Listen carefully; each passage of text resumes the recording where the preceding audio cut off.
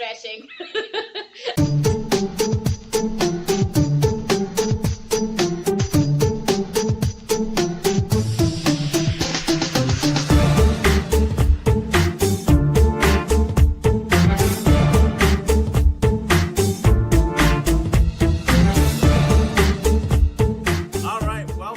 Another episode of Talking Tiny with your host Chicago Bob, and this week we have John and Finn from Georgia with us, and they have a rather unique story and have been involved in the tiny house movement for quite some time. Everything from living in a tiny home to running the United Tiny House Association, and I'll let them tell you more about that. So John and Finn, I know your story, but I'm sure our visitors are very interested to know how is it possible that you left the big city in Miami, right? I was living in Miami, and when I met Finn, she was living in London. Okay. So whatever decided to leave there and go tiny? Finn, like everything in our life, she controls everything. So tiny wife, live her life. So how'd you guys meet? Okay, well, the adult version is I was working in a club in Bangkok, and she decided to go ugly and go early and took me home. But that's not true. We met. She was living in London. I was living in Miami Shores. We developed a friendship. We met online. We'll just be frank, right? Yeah, we met online. Yeah, there you go. But we were kind of friends because, to be honest, I kind of thought she was too young, too pretty, and out of my league. So, but we became friends. And I didn't realize, I was missing the signals. I didn't realize what was going on. So, well, I actually proposed to him. Yeah, she asked us out on our first date. Wait, he just didn't make a move. I was just like, you know what? It's wasting my time. You're going to make. Yep. Yeah, she proposed to me after we dated for a while. She proposed to me. So we speed things up, and at some point, somebody decided that it was a good idea to go tiny. Finn made the observation that I was always going up to Georgia, whether to go up to my property to hunt or fish or just to be in the woods. When she would travel from London and visit, we always liked to go to the woods. She enjoyed being in the woods. So she made the observation that, why don't we just live in Georgia in the woods? And my response was, my home's in Miami. And Finn's response was, you have a house in Miami. It's time you have a home. You don't have a home. You need to have a home. So we decided to move to Georgia. And then she wanted to go tiny. And why are we going to hire somebody? Let's do it ourselves. So we did it. So, and how much square foot do you live in now? It's 304. Right. Our permanent residence is 304. Mm-hmm. That extra 4 square feet is my man cave. I have a hook on the wall where I can put my baseball caps. And so your new tiny house is how many square feet? Approximately about 148. And that's the one that looks like a firehouse. Right. Yep. That's our tiny firehouse station number 9, as we call it. And why did you decide to do that? Well, not to get ahead of ourselves, but with our tiny house festivals, they're charitable events, and we raise funds for lots of different charities and local organizations where we have our events. And so when we decided to build a mobile, because our 304 square foot beloved cabin is built on skids and raised on blocks. It's a cabin in the woods. We've only moved it once from one property to another. We had to get like a wide load permit, had to lift it and put on a trailer and move. So we wanted something we could actually pull ourselves. So when we did it, like pretty much everything we do in the tiny house community, we wanted to have a purpose and a way to give back because of just how good the tiny house world has been to us. And so we started thinking about the different causes we raise money for in our tiny house festivals. Yeah. We thought about breast cancer, but we just couldn't come up with a theme other than a pink house. Then we thought about homeless vets because we do a lot for homeless veteran organizations. But then Finn pointed out I was building another hunting cabin for myself, camo, gun cases. Yeah. So then one night, a tribute house for firefighters was thrown out between the two of us. Finn's only question was, could it be red? Because that's her favorite color. I said, yep.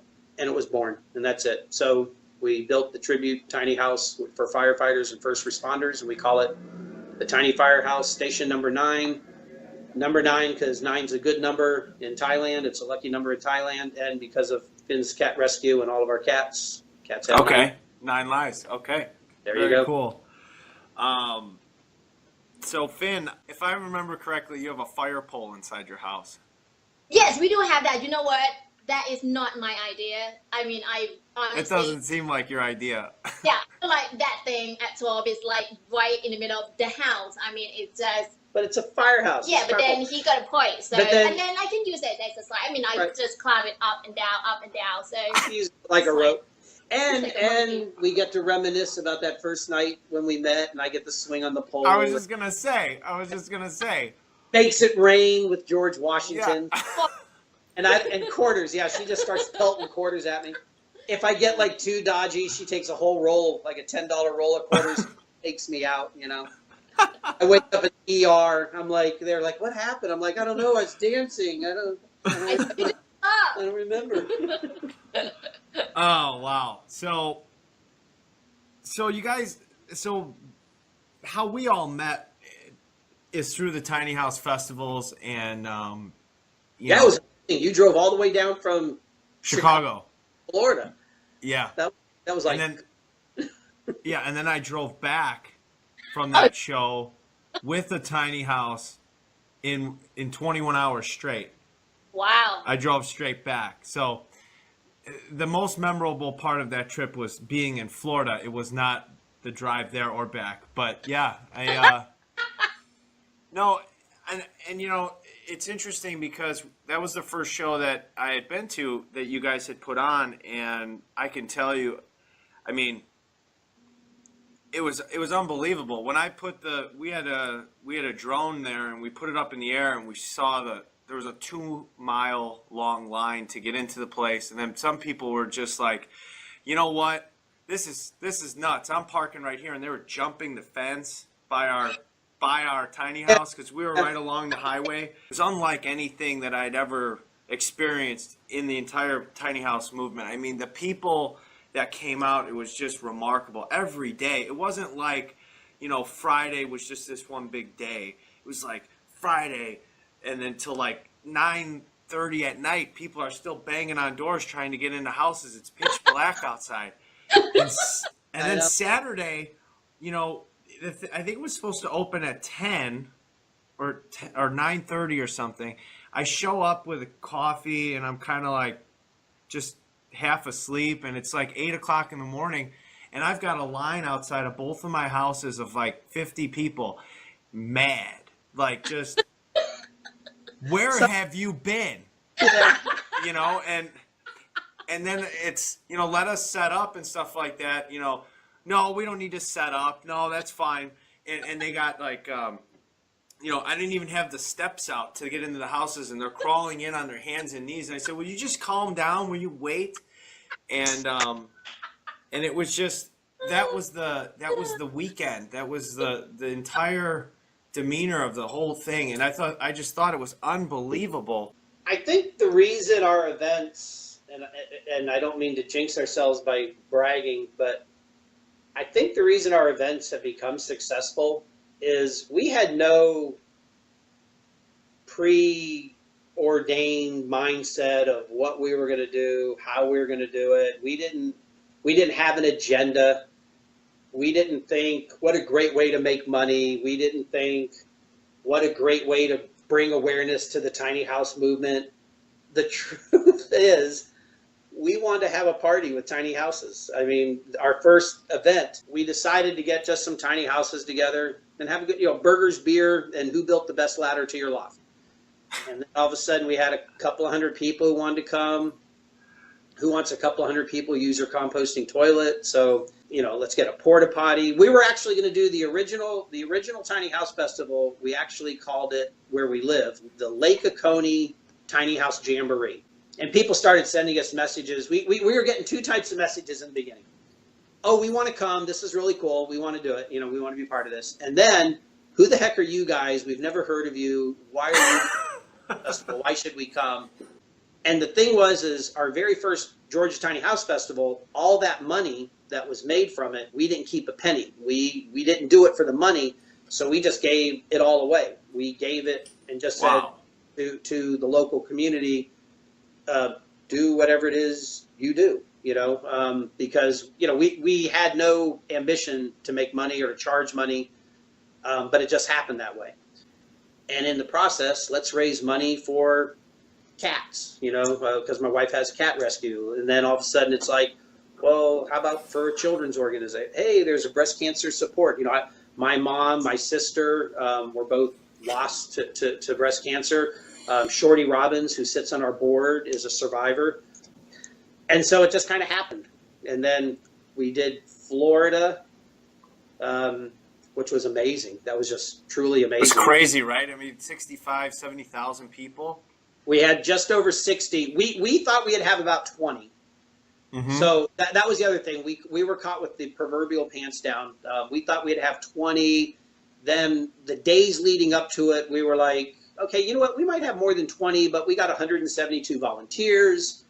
We're good. We're going to be okay. We can handle this. And then that Friday night during the free session, we had like 9,000 people come through the gate. And we were like, okay, that was crazy in like a matter of hours. By around 1 o'clock Saturday afternoon, we were like, wow, this is really amazing. So now we speed things up. We've gone through Florida. You did another show in Georgia. We're getting ready to do New Jersey. You got Tennessee. The first week, it's the 8th, 9th, the 8th through the 10th, just south of Chattanooga in East Ridge. At the Camp Park. That's in September. And then New Jersey is, 3 weeks away. 3 weeks away. Yeah, 16 through 18 of June. And then we're going back to Florida in November for the same weekend, the weekend before Thanksgiving. So we'll be back in Florida for our second annual. And then next year we're doing Georgia again, but we're taking it out of our hometown so that we can make it we've always kept Georgia a very small event. Like we had 15,000 folks this past Georgia event. Yeah. Because we keep it small because of the infrastructure of our hometown. But we're moving it out now, so we're going to have it at a bigger, more accessible venue. Yeah, and for those that don't know, or maybe that haven't been to one of your shows, I mean, these are not just a tiny house show. I mean, this this could be also called John Fest. It's like this is bands and Ferris wheels and flamethrowers and vintage trailers and tiny houses meets a full line of speakers. I'm really looking forward to that. So you got a great lineup of speakers lined up. And then where can we find out more information about these events and everything so we can get connected? Well, our website is really easy. It's unitedtinyhouse.com. On Facebook, just searching the event names, Georgia Tiny House Festival, Florida Tiny House Festival, etc. Yeah, New Jersey's going to be a blast. It's crazy. Zip lines over the tiny houses, so you can zip over. You're kidding me. So, I'm doing that. So we're flying right over all the tiny houses and everything. And okay, well, this has been. Well, listen, guys, I thank you so much for coming on today. It's been an absolute pleasure. One last question that I ask everybody, and that is, you guys, what is something about the tiny house movement that you believe is true, but nobody agrees with you? I believe we're in a bubble right now with the tiny house popularity, and eventually this bubble is going to pop. However it's going to pop. TV shows, mass media, the excitement, etc. It's like everything. And people like you, people like us, people like Tiny House Expedition, folks, it's going to remain part of our lives, and we're always going to be part of it and everything. So while we have this bubble and it keeps inflating, and I don't see it bursting anytime soon, but eventually it's going to pop, and let's take advantage of it and doing good for others and helping people. I agree. And I love, like with Zach and folks with homeless vets and homeless organizations. I like what I see with some of the legislation, like in New Jersey. And something I was just talking to somebody recently, and I'd like to just challenge all the organizers of all these events, all these cool events that we're seeing. that somehow we can collectively come up with do something tangible where a house is delivered to the homeless vet per event. You know, So- I agree. You draw a line between philanthropy and greed, and you come to a solution that works for everybody. We love challenges. We have a model that we just came out with called the Warrior. And I normally don't talk a lot about our product and stuff like that on the show, but I can tell you that there are remarkable things going on in the tiny house world. You guys are a huge part of it, and we appreciate everything that you do. And so thanks for coming on today. We really appreciate it. Thanks. And Thank you for having us, and thank you for coming to the New Jersey, of course. not a